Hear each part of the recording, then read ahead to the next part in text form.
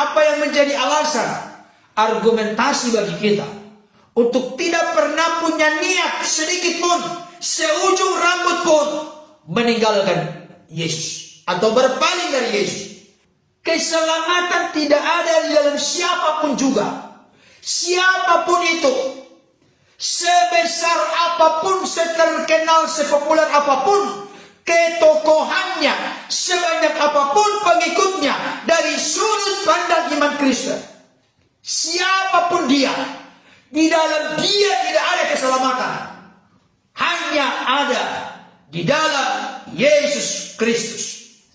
Dan kalau tidak berjumpa dengan Yesus, tidak menerima Yesus sebagai Tuhan Juru Selamat, apalagi berpaling dari Yesus, meninggalkan Yesus, maka dia akan mengalami kematian yang kekal. Apa arti kematian yang kekal? Terpisah dari Allah dan hadiratnya secara kekal.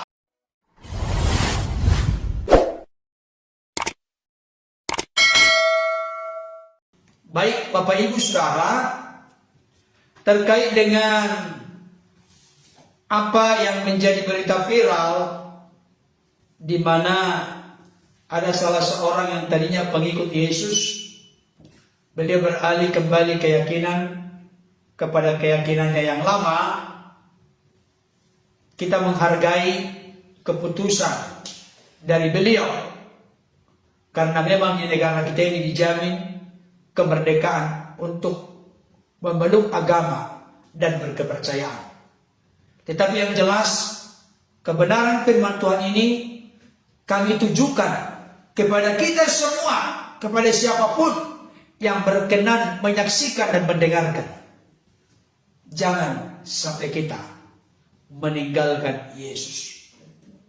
Apa yang menjadi alasan, argumentasi bagi kita untuk tidak pernah punya niat sedikit pun, seujung rambut pun meninggalkan Yesus atau berpaling dari Yesus? Kenapa demikian? Saya berharap Bapak Ibu Saudara tolong tidak merasa sudah tahu dulu. Kalau mungkin sudah tahu Bapak Ibu Saudara, biarlah kebenaran firman Tuhan ini kembali meneguhkan, meyakinkan, memantapkan iman kita di dalam Kristus. Mari kita buka Alkitab dari Kisah Para Rasul 4 ayat 11 sampai 12. Dikatakan demikian, Yesus adalah batu yang dibuang oleh tukang-tukang bangunan, yaitu kamu sendiri. Namun ia telah menjadi batu penjuru, dan keselamatan tidak ada di dalam siapapun juga selain di dalam Dia. Maksudnya tadi ayat 11, selain di dalam Yesus. Sebab di bawah kolong langit ini tidak ada nama lain yang diberikan kepada manusia yang olehnya kita dapat diselamatkan. Saudara dikasihi Tuhan, ayat ini adalah ayat yang sebenarnya tidak asing bagi kita. Ayat yang sudah begitu dekat di hati kita. Tapi pada kesempatan ini saya sebagai seorang hamba Tuhan, pelayan Tuhan, sungguh-sungguh menyampaikan ini, mengingatkan kembali kepada Bapak Ibu Saudara. Firman Tuhan itu ya dan amin. Tidak boleh kita mempermainkan firman Tuhan. Alkitab berkata, Amsal 13 ayat 13, siapa meremehkan firman, ia akan menanggung akibatnya. Tetapi siapa taat kepada perintah akan menerima balasan. Ini firman Tuhan begitu eksplisit, begitu jelas, terang benderang, menunjukkan kepada kita siapa meremehkan firman, ia akan menanggung akibatnya. Jangan kita mempermainkan firman. Jangan kita memandang sebelah mata firman. Jangan kita sampai menganggap remeh firman. Kalau itu yang terjadi, kita akan menanggung dampak akibat dari kita meremehkan firman. Dikatakan dalam bacaan ini, dan keselamatan tidak ada di dalam siapapun juga. Perhatikan baik. Keselamatan tidak tidak ada di dalam siapapun juga. Siapapun itu, sebesar apapun, seterkenal, sepopuler apapun, ketokohannya, sebanyak apapun pengikutnya, dari sudut pandang iman Kristen, siapapun dia, di dalam dia tidak ada keselamatan. Hanya ada di dalam Yesus Kristus. Maka dilanjutkan dengan penekanan lain. Sebab di bawah kolong langit ini, waduh, siapapun manusia yang pernah hidup di bawah kolong langit ini, tidak ada nama lain yang diberikan kepada manusia yang hidup di bawah kolong langit yang olehnya kita dapat diselamatkan. Tidak ada nama lain. No other name. Tidak ada nama lain selain dari nama Yesus.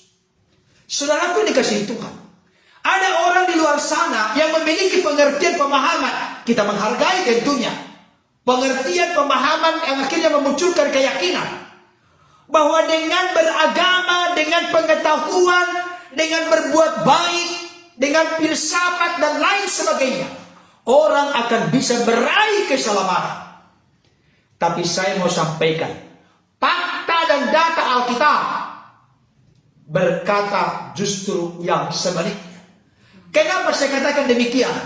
Mari coba kita lihat Mazmur 51 ayat 7. Kita akan membuka beberapa ayat untuk melengkapi pengertian kita.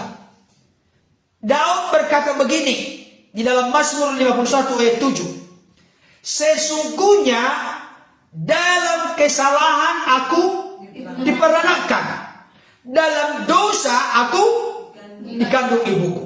Perhatikan baik.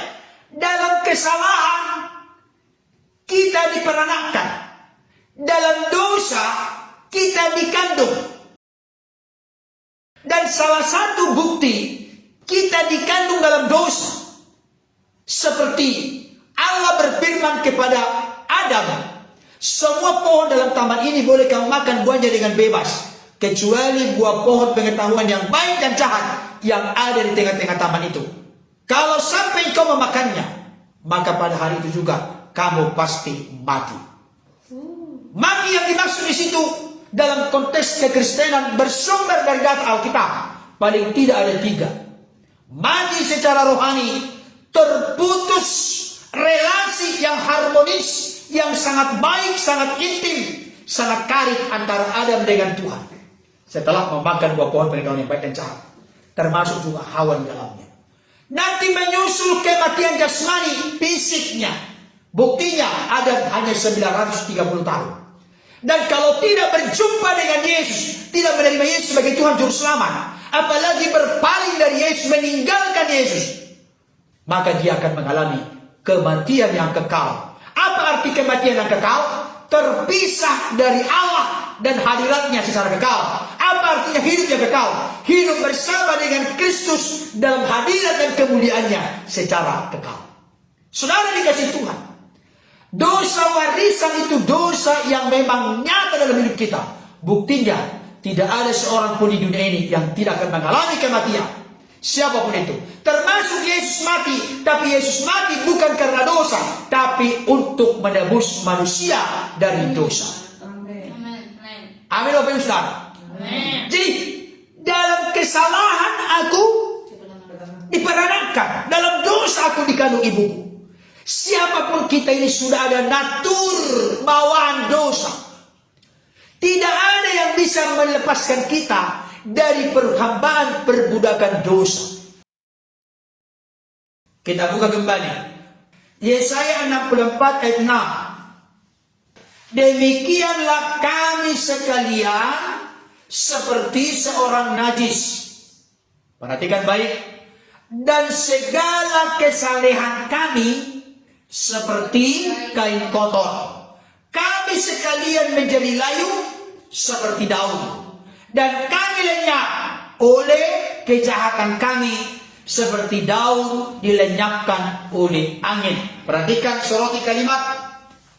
Dan segala keberdosaan kami, kesalahan kami, kenajisan kami, kekotoran kami seperti kain kotor. Amin. saudara, jangan sepele ngatur. Dan segala kekotoran kami, keberdosaan kami, kehinaan kami, kesalahan kami seperti kain kotor. Amin? No, bukan saudara, bukan keberdosaan kita seperti kain kotor, bukan. Tapi kesalehan itu kesucian. Kesucian kita di mata Tuhan, dalam pandangan Tuhan, dalam penilaian Tuhan seperti kain kotor. Itu sebabnya kita tidak bisa memperbaiki diri kita dalam konteks penuntasan penyelesaian dosa. Karena yang hilang adalah gambar dan rupa Allah. Itu sebabnya Roma 3:10 berkata, tidak ada yang benar seorang pun tidak. Roma 3:23 berkata, karena semua manusia telah berbuat dosa dan telah kehilangan kemuliaan Allah. Roma 6:23 berkata, upah dosa adalah maut, tetapi kasih karunia Allah dalam Kristus Yesus adalah hidup yang kekal. Saudara dikasih Tuhan, semua manusia telah berbuat dosa dan telah kehilangan kemuliaan Allah. Saudara tahu di dalam Kejadian 1:26 sampai 27, Allah mencipta manusia menurut gambar dan rupa Allah. Gambar dan rupa itu menjadi rusak, sama seperti sebuah gelas. Gelas itu utuh, tapi ketika gelas itu jatuh ke batu atau ke lantai yang keras, maka gelas itu berceceran di mana-mana, pecah, berkeping-keping di mana-mana. Itulah gambaran contoh praktis dalam hidup kita. Jadi ketika jatuh dalam dosa seperti sebuah gelas yang utuh, ketika jatuh ke lantai, pecah berkeping-keping, masih ada nggak gelasnya? Masih ada, tapi sudah berantakan. Tidak ada yang bisa memulihkan kembali gelas itu. Gambaran konteks kita. Kalau di dunia ini bisa kembali diremuk kembali, ditata kembali bisa. Tapi konteks kita jatuh ke dalam dosa, tidak ada yang bisa memperbaiki kita. Tidak ada yang bisa. Dengan cara berbuat baik, dengan cara hidup saleh, dengan cara hidup kudus, dengan cara hidup berkenan menurut standar kita, tidak bisa. Karena yang permasalahannya adalah dosa. Perhatikan baik. Allah itu kudus adanya.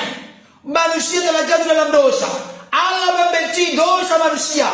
Tapi jangan lupa, ada kesempatan dan peluang yang besar. Sekalipun Allah membenci dosa, tapi Allah sangat mencintai dan mengasihi orang yang berdosa yang mau datang kepadanya. Disebabkan firman-Nya berkata, barang siapa yang datang kepadaku, tidak akan pernah kubuang. Sekalipun dosamu merah seperti kirmisi, sekalipun dosamu merah seperti kain kesumba, ketika kau datang kepada Tuhan, Tuhan sanggup pulihkan, Tuhan sanggup ubahkan, Tuhan sanggup ampuni, Tuhan sanggup damaikan dengan Bapa, Tuhan sanggup kuduskan dan perbaharui. Oleh karena itu, Bapak Ibu Saudara, saya mau sampaikan, tidak ada keselamatan hanya melalui Yesus. Apalagi tadi lagu pujian itu bagus sekali. Aku jalan kebenaran dan jalan kehidupan, itu yang Yesus katakan. Aku percaya, amin, di dalam namanya ada keselamatan kekal. Di mana ayatnya? Dari Yohanes 14 ayat 6. Yesus berkata kepada Thomas, akulah jalan dan kebenaran dan hidup. Tidak ada seorang pun, perhatikan baik, tidak ada seorang pun. Tahu gak siapa seorang pun itu? Semua. Saya, Keisha Palen, Samuel, Mami, Bapak Ibu Saudara, pejabat, semuanya di dunia ini. Tidak ada seorang pun. Siapapun itu. Tidak ada seorang pun yang sampai kepada Bapa kalau tidak melalui Yesus. Yesus itu bukan salah satu jalan. Saya kasih tahu. Ada filosofi di dunia ini berkata apa? Banyak jalan ke Roma, jalan menuju Roma. Oke lah, bisa dari Singapura transit dulu baru ke sana. Bisa mungkin dari daerah lain atau dari negara lain masuk ke sana. Dari mana-mana bisa lewat laut barangkali, bisa, saudara. Banyak jalan ke Roma. Tapi tolong jangan samakan jalan ke Roma dengan jalan ke surga, nggak bisa. Jalan ke surga hanya Dia yang datang dari dari surga yang turun ke tengah-tengah dunia, yang memberikan garansi kepastian keselamatan, bahwa kita bukan mudah-mudahan, tetapi pasti diselamatkan. Satu orang membacakan Yohanes pasal 10 ayat yang ke-28. Silakan. Dan aku memberikan hidup yang kekal kepada mereka, dan mereka pasti tidak akan binasa sampai selama-lamanya, dan seorang pun tidak akan merebut mereka dari tanganku. Perhatikan Bapak Ibu Saudara, masih ada yang punya program, rencana, niat, kerinduan, angan-angan untuk beralih dari Yesus kepada yang lain. Perhatikan baik kalimat ini. Tolong orang Kristen jangan sampai tidak hafal ayat ini. Apa itu? Dan aku, kalau kita lihat di konteksnya itu Yesus. Dan aku, kata Yesus, memberikan hidup yang kekal kepada mereka, kepada murid-muridnya, kepada saudara dan saya yang percaya menerima Dia sebagai Tuhan Juru Selamat. Dan aku memberikan hidup yang kekal. Perhatikan baik, Bapak Saudara. Dan aku memberikan hidup yang kekal. Yesus berkuasa memberikan hidup yang kekal. Saya mau tanya, adakah tokoh di dunia ini yang punya potensi, punya otoritas, punya kuasa memberikan hidup yang kekal? Tolong jawab saya, ada nggak? Tidak ada. Siapa di dunia ini? Tidak ada. Ada tokoh di dunia ini yang begitu hebat, begitu besar, banyak pengikutnya? Ada yang berani berkata, dan aku memberi hidup yang kekal. Yesus bisa memberikan hidup yang kekal karena Yesus memiliki hidup yang kekal. Hidup yang kekal yang mana yang dimiliki Yesus? Firman yang bersama-sama dengan Allah, dan firman itu adalah Allah.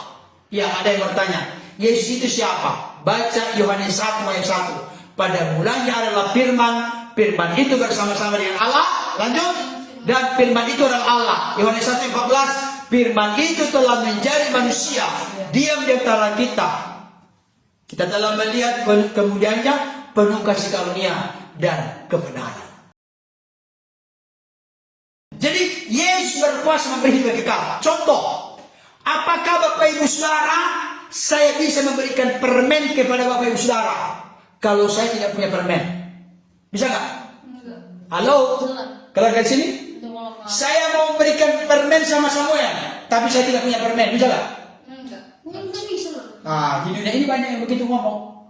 Oke lah, ikuti aku, kalian akan hidup kekal, akan masuk surga, tidak akan masuk neraka. Tapi dia sendiri juga tidak memilikinya. Nah, ini dia. Saudara itu yang dikasih oleh Tuhan. Yang kedua, aku memberikan hidup yang kekal kepada mereka, dan mereka, tolong disambung, mudah-mudahan tidak akan binasa sampai selama-lamanya. Amin. Amin. Tidak. Nah, dan mereka mudah-mudahan tidak akan binasa. Mudah-mudahan. Tidak. Hah? Yang mana benar? Dan aku memberikan hidup yang kekal kepada mereka. Dan mereka Pasti tidak akan binasa. kencang dulu. Dan mereka Pasti tidak akan binasa. tekankan dulu kata pastinya itu. Dan mereka Pasti. mari sama-sama. Dan mereka pasti tidak akan binasa. Saudara dikasih Tuhan, saya bangga menjadi orang Kristen. Saya bangga menjadi orang percaya. Karena apa? Karena ketika kita percaya kepada Yesus sebagai jalan kebenaran dan hidup, yang mana tidak ada seorang pun yang sampai kepada Bapa kalau tidak melalui Yesus, ternyata kita dijamin. Bukan mudah-mudahan, selama kita hidup di dunia ini pun kita dijamin tidak akan binasa. Kapan? Sampai selama-lamanya. Jangan lupa itu. Jadi Bapak Ibu Saudara, saya mau sampaikan pada saat ini, sampaikan berita ini kepada anak-anak kita. Jangan sampai nanti karena pergaulan di sana dan di sini, mereka akhirnya dipengaruhi dan mereka meninggalkan Yesus. Jangan. Yesus adalah segalanya bagi kita. Ada yang mau tambahkan yang lain? Silakan. Sebelum tutup, saya teringat dengan satu semboyan. Masih ingat? Semboyan Radio Republik Indonesia. Apa itu? Semboyan Radio Republik Indonesia apa? Sekali mengudara tetap memudahkan. Itu semua yang RI. Semua yang kita sekali percaya Yesus, tetap percaya Yesus sampai kita kembali kepada Bapa, ke rumah Bapa di surga. Amin. Jadi jangan pernah meninggalkan Yesus. Jangan karena ganteng atau cantik akhirnya jadi tinggalkan Yesus. Jangan. Yesus segalanya bagi kita.